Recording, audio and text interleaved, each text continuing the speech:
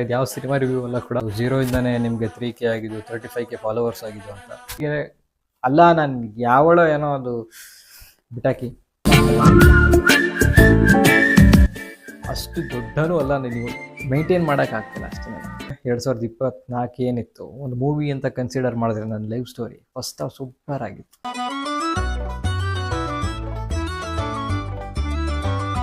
ಆ ವ್ಯಕ್ತಿ ನನ್ನ ಮಾತು ನಂಬದೆ ಮತ್ತೊಬ್ಬ ಮೂರನೇ ವ್ಯಕ್ತಿ ನಮ್ಗೆ ಹೋದಾಗ ನಂಬಿಕೆನೇ ಮುರಿದೋಗುತ್ತಲ್ಲ.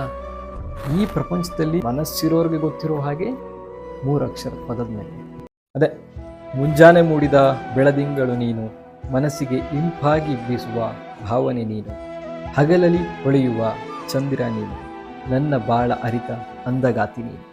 Dedicate for my dream girl.